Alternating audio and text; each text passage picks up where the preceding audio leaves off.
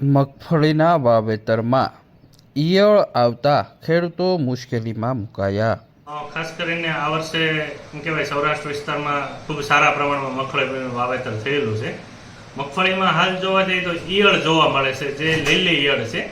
મગફળીના પાકને લીલી ઈયળમાં જો ખાસ ખેડૂતોને એને ઓળખવી હોય તો એના પૂંછડાના ભાગે આમ સેજ અડશું, ટચ કરશું એટલે સામે ડંખ મારવા દોડશે, અને જો લશ્કરી ઈયળ હશે તો એને પૂંછડાના ભાગે અડશો તો એ ગુંડલો વળી જશે। આ બે એની ઓળખ છે।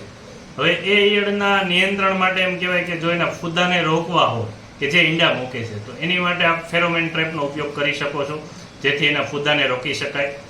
એ ફૂદા છે એ પાન નીચે ઈંડા મૂકે છે, એ ઈંડાના નાશ માટે જો નાના ઈંડા છે અને નાની મોટી ઈયળ છે તો પ્રોફેનો સાયફરનો છંટકાવ કરવામાં આવે તો ઈંડા અને ઈયળ બંનેનો નાશ થાય છે। અને જો ઈયળો મોટી થઈ ગઈ છે તો એની માટે છે કે આપણે ક્લોરાન્ટ્રાનિલિપોલ કે જે કોરાઝોન કે છે એ મારી શકાય છે, અથવા તો છે ઇન્ડોક્ઝાકાર્બ છે એ પણ મારી શકાય છે, અથવા કોન્ટેક્ટ પ્રકારની દવા જે ક્લોરોસાઇપર આવે છે એમનાથી પણ એનું નિયંત્રણ થાય છે।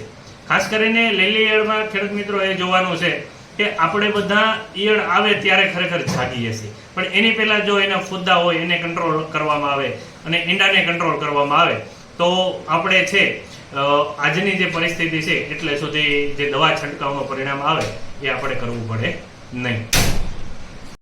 અમરેલી જિલ્લાના ગ્રામીણ વિસ્તારમાં ખેડૂતોએ મગફળીનું વાવેતર કર્યું હતું।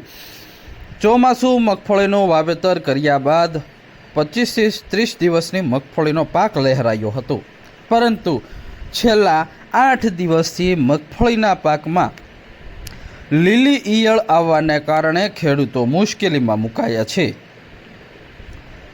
મગફળીનો હાલ છોડ વિકાસ લઈ રહ્યો છે, જેની સામે રોગ આવતા ખેડૂતો મુશ્કેલીમાં મુકાયા છે।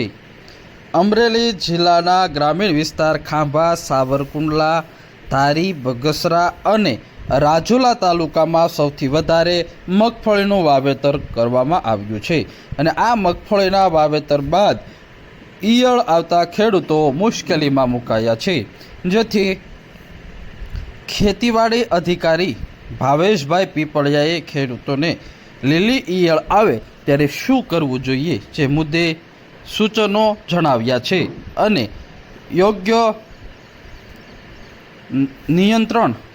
રોગ નિયંત્રણ કરવા સૂચનો કર્યા છે, અને નજીકના એગ્રો સેન્ટરની મુલાકાત લઈ જરૂરી દવાનો છંટકાવ કરવો, જે માટે દવા અને ખાતર લઈ આવવું જરૂરી છે।